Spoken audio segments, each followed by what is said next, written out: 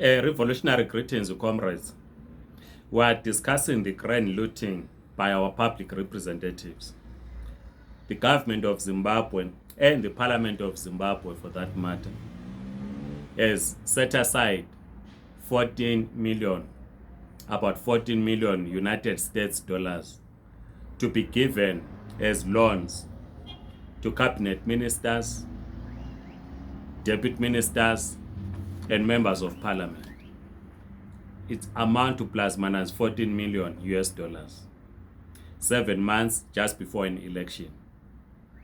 This money is said to be a loan, but we argue that this is a grand looting by our public representatives.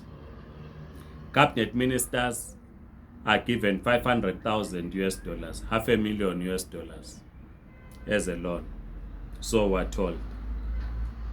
Deputy ministers are given 350,000 US dollars. Members of parliament were supposed to play an oversight role over this theft of public funds by ministers and deputy ministers have been silenced and been given 40,000 US dollars each. This money amounts to over 14 million US dollars. This is a grand theft. In the public discourse that is taking place, we are zeroing in on the 40,000 US dollars for a simple one reason. Because people out there always think that opposition members of parliament are political saints, and those that are not in the opposition, members of the ruling party, they are the evil ones.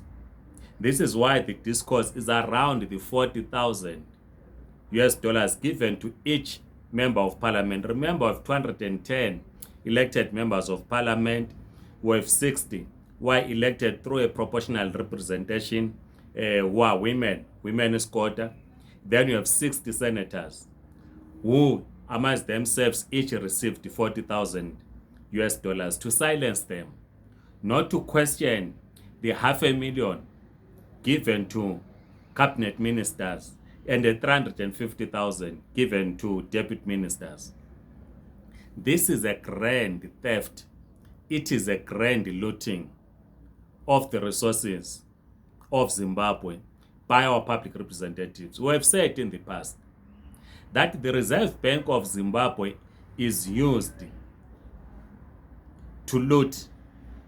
We have said the Ospatelane money changers that we find all over in our cities and towns are agents of officials and the ruling elite who are looting the Reserve Bank. Those are then mandated by the voters to play an oversight role to ensure that cabinet ministers, deputy ministers, and everyone accounts, they are being given 40,000 US dollars to close their mouths, not to raise any questions in parliament. We are then given a stupid argument that this is a change that was left when they were supposed to be given in 2018 80,000 US dollars. We are told they are now arguing that no, in 2018 we were supposed to be given 80,000 US dollars to purchase vehicles. We're only given 50,000. The 30,000 is the remainder of that money. And the question is, where is the 10,000 coming from, or what is the 10,000 US dollars for? Because it is not 30,000, but 80,000, but 40,000. But in any case, in our economy, why would members of parliament want to be given a loan of 80,000 US dollars when all of us are suffering in Zimbabwe? So it is very clear that the people that we elect as members of parliament, some of whom are appointed in as deputy ministers and the cabinet ministers, they have no interest of citizens. They have no interest of us as the people of Zimbabwe. It is about their personal interests. This is what is happening. And what we are learning now, which some of us were not aware of, is that even councillors, they have a certificate to buy a duty-free vehicle. We have got over 1,958 councillors in Zimbabwe. All of them, they carry a duty-free certificate. So that means if my relative is a councillor, I purchase a vehicle in South Africa, I can register the vehicle in my relative's name who is a councillor, and we get that vehicle imported for free because my relative who is a councillor has got an import-free certificate. This is grand theft, grand looting.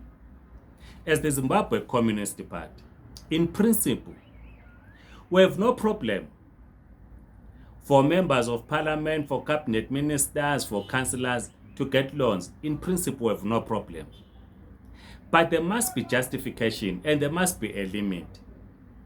Why 80,000 for members of parliament to start with? 80,000 US dollars. How much are they earning?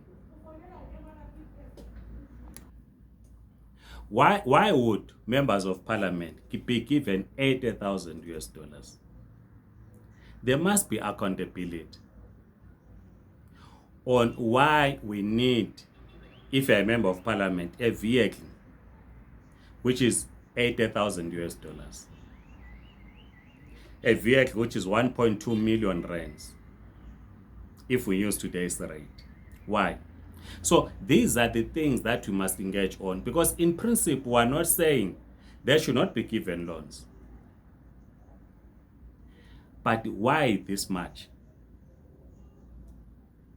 Will the members of parliament then question the $500,000 US dollars which is given to cabinet ministers 7 months before an election? This 14 million US dollars that has been given to public representatives is not going to be repaid back, because some will not be elected back into parliament. They will not be appointed back as deputy ministers and the cabinet ministers. In any case, as soon as the 2023 elections conclude, they will be signing new forms for the new, what is called the new loan. So when we go to elections in 2023, it's important that as communities, we must begin to discuss what should be the benefit of an MP, a councillor, and a cabinet minister. Because it does not make sense to allow the beneficiaries themselves to say parliament must come up with a book rule for the benefits, because it's them who are drawing up with this. There must be an independent body that does that. That will come up after consultations with us community members, us voters, to say a councillor should have these benefits, a member of parliament must have these benefits, a cabinet minister must have these benefits. We have commercial banks in Zimbabwe. If you think that the money that is being loaned to you is not enough to meet your needs, why not approach a commercial bank like all of us will do, and enter into an agreement with a commercial bank, apply for a loan, enter into an agreement, and agree on how you're going to pay it? Because this 14 million is not a loan. This is a grand looting. Just look at the gap between a member of parliament, 40,000, and a cabinet minister, 500,000 US dollars, $500,000 US dollars. So the 40,000 US dollars is to silence the member of parliament. Why? They will take 1,000 and pay the registration fee for next year elections. Remember, we're going to 2023 elections, and if you're a member of parliament or contesting to be a member of parliament, you need to pay 1,000 US dollars as a registration fee. So they now have the registration fee, which is 1,000 US dollars. They now have money for campaigning to return back into parliament. Hence, they will not question the 500,000 US dollars given to cabinet ministers. They will not question the 350,000 US dollars given to deputy ministers. They will not question how much is being given to the presidium, because you have been bribed with 40,000. So all of us who have been thinking that opposition members of parliament are political saints, we need to wake up to this reality. They are just looters. Opposition MPs are looters, just like the ruling party MPs. So the question is, how much are they looting compared to their counterparts in ZANU-PF? And this is the discussion that we must have as we go to 2023 elections. That what we want in Zimbabwe is not about discussing the welfare of our public representatives. It's about our welfare, all of us as the people of Zimbabwe. We must have a working economy.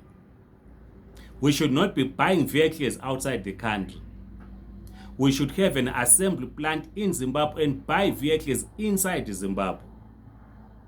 So unless we return to national planning and build our economy based on national planning, devolution of power to the people, we will continue with this grand looting by our public representatives.